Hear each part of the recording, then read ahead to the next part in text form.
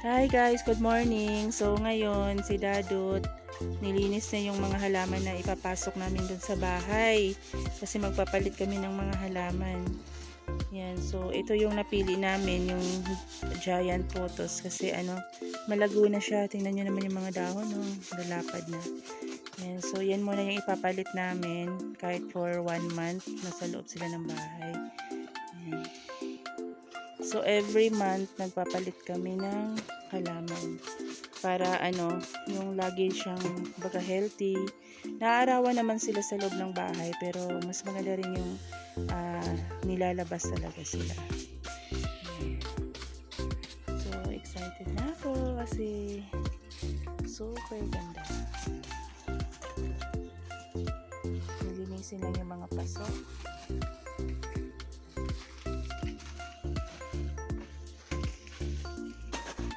Ganda yung pagbuhat kasi lumuluwag pa naman yan. Lumuwag na. Yung kahoy.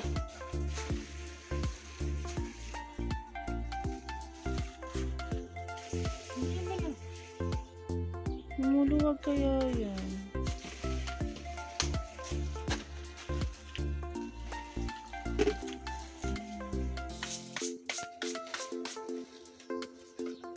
May mushroom. Tatanggalin siguro natin yung mushroom. Tumubo. Ayun sa kamay mo, may tumubo na mushroom.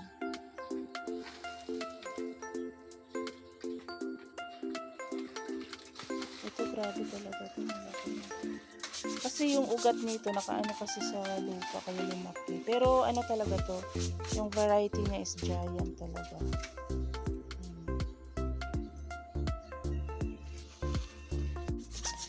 Bossing, magkano naman tinda mo dyan? Walang 1,500 lang yung isa. 1,500, panalo yun bossing ah. Ang ganda ng presyuhan natin ngayon ah. Yan, hi guys. So, ito na pala, nag-ayos kami ng sala. So, 2023. Ito pa rin yung wall namin. Sana this year, hopefully, in God's grace, magkakapera kami. Magawa na namin yung wall. Pero habang wala pa yon, kahit wala pang finishing yung wall namin, nagde-decorate unti kami guys. So ngayon, nagkabit kami kanina ng binili namin sa Novo. Ayan, kinabit ni Dadad. So, hindi pa namin nalisan ng plastic kasi inaano pa lang namin. And then, yung salamin, so dito na namin nilipat.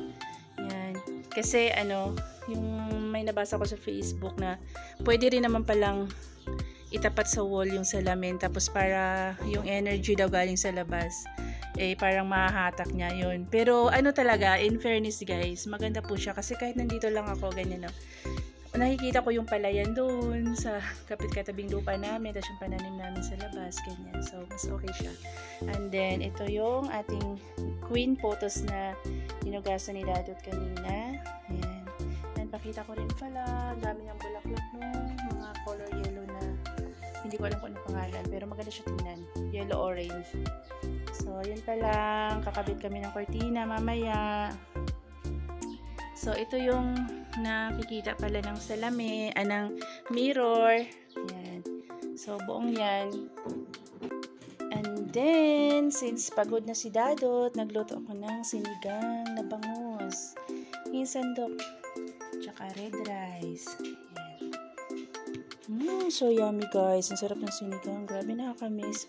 Minsan lang kasi kami nagsisigang talaga yung meron sampalok. Kasi di ba tinuwa dito sa Muaba sa Bisaya. Sige rami magluto og tinula nga isda. Walay pang paasim. And then later, lalagyan ko ng halaman diyan. Yung sa gilid na diyan, lalagyan ko ng halaman para parang siya, parang karugtong siya dun sa mga halaman ko sa labas. Yun, pero kakain muna kami. Kain tayo guys. Ito yung aming ulam. Sinigang na bangus. Lamig kayo, gigutom na kayo ko. Ngaon. Ayan na.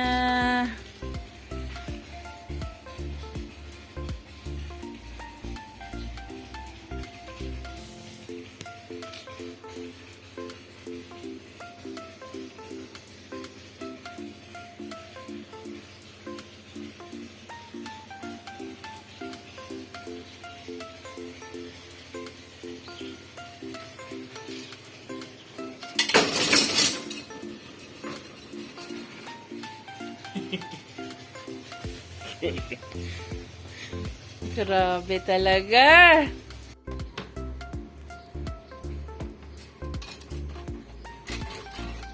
Ayan, so nagpalit na rin kami ng mga pinggan-pinggan. Yung mga pang Christmas, nakatago na. So ilabas natin yung ating mga summer plates. Summer plates daw, early around din naman. Yan. Ano na to guys? Siguro mga 20 years na to. Yan. Mga ano lang to, tag 25 pesos yata or 15 pesos. Yan. Tapos meron akong binili katulad nito, di ba basag to? Yan. Ayaw ibigay ng tindera sa akin. Kasi pinapaliwanag niya basag daw. Sabi ko, yun nga yung mas gusto ko. Yung may parang ano na talaga. Yung may mga basag-basag o merong natipak, mga ganun. Yan. Nakikita na ako sa kanila. Kasi kahit sobrang tagal na, hindi talaga nag-ano yung painting. Little Happiness. Mura lang, pero nagagandahan ako. Ayan, sa wakas, natapos na rin namin guys. Nakapagkabit na kami ng kortina. Tapos medyo na tapos na namin yung mga displays na mga pinagkakabit namin. Yung mga halaman, yan. So, ito, sa Novo ko rin ito nabili. Yan. Tapos, yung ating Queen Photos. Super pretty.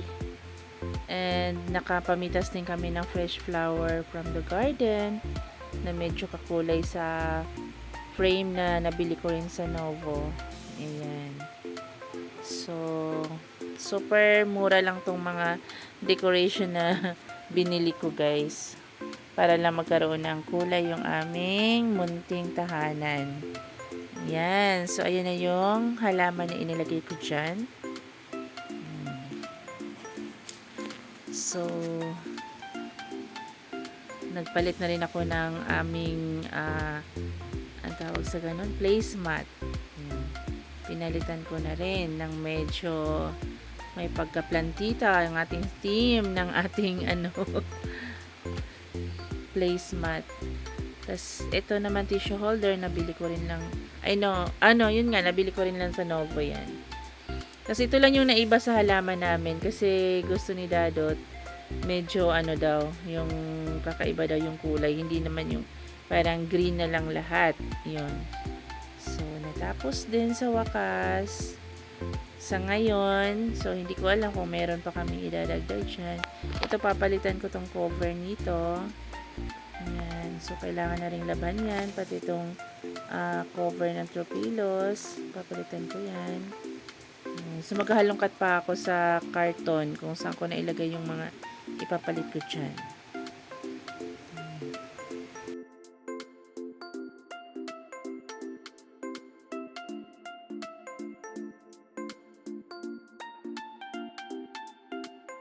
Ayan. So, ito naman yung tatapusin namin bukas. Ayan. Tapos, ito, okay na tong area na to. Ikabit na namin lahat. Ayan. So, pretty naman siya. And, cute ng pusa na, yung frame na may pusa. Ayan. So, cooking with love and food homemade. Ayan. Tapos, ito yung aming nilagay dyan. Ayan. Tapos, yung ibang gamit na sa ilalim. So, ayun lang guys, yung update ngayon. Ayan, thank you so much Daddy sa natanggal na yung gumamela. Ayan, ito. May pabulaklak si Daddy, pinitas lang niya dun sa paligid namin. Ayan, thank you so much Di. Nabangunin naman pala to ah. Ano ba pangalan ng bulaklak nito? So, pero with matching naman guys, ayan. So, par pala to sa hikaw ko. Nung pagdating niya, binigay niya sa akin yung hikaw ko. Ayan. So, akala ko naman, sabi niya meron daw siyang ibibigay sa akin na kwintas, pero ay, yan, so tinago-tago pala talaga niya to guys. Ayan o, par yan sa ikaw ko yan. Kasi balak pala talaga niya ngayong Valentine's Day niya ibibigay. Ayan, so tapos namita siya ng bulaklak doon sa paligid namin. And ito yung gumamela. Thank you, Dee, so much. First time namin nag-celebrate ng Valentine's Day na magkasama. Kasi, di ba, lagi siyang nasa labas. So, ngayon lang siya na nag-for good na. So, lahat ng mga... Oo. So, lahat ng mga... Kumbaga yung mga celebration namin together, di ba, birthday, mga anniversary, ganyan. So, after 14 years, ngayon namin ma-celebrate together. Yun. So happy. Thank you so much. Sobrang ganda. Ganda. Para siya ng ng makeup. Tinawag niya ako kanina guys. Actually late na ako nagising kasi panay-panay gising ko kagabi. Lakas ng ulan. And then sabi niya, Mami, lumabas ka na dyan kasi may bibigay ako sa'yo. Ito yung bulaklak. Yan. Tapos Hindi niya nagkukomplete.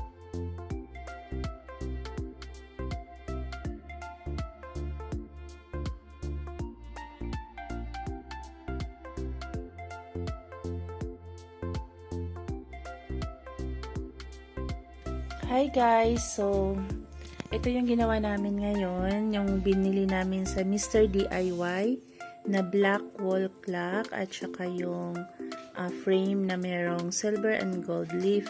Yun, so naisip namin guys na dito sa TV area na yan is parang black yung aming decoration kasi halos parang medyo greenish theme na yung namin kasi may mga halaman kami, ganyan. Tapos ito parang mga green din, ganyan. So dyan is na lang yung black yung pinaka niya. So parang pantay sila sa color ng TV.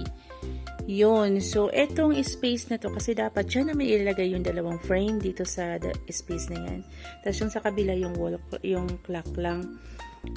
Parang ang pangit tingnan kasi yung ang liliit ng frame, tapos basta ganun. So, ginawa ko na lang, nag-decide na lang ako na i-grouping ko na lang yung wall clock at saka yung dalawang frame. Tapos yung space dito, hanapan ko na lang siya ng, naisip namin yung letter G, yung sa apelido namin. Yan, so hanapan ko na lang siya dyan. Doon naman ilalagay para mabuo yung wall na yan. Yun, so sabi nga namin, ang sipag namin naglagay ng mga decoration, hindi pa na-finishing yung wall namin, pero since hindi namin alam kung kailan yon, baka matatagalan pa, so at least kahit papaano, maganda rin naman siya tingnan guys, kahit hindi pa finishing.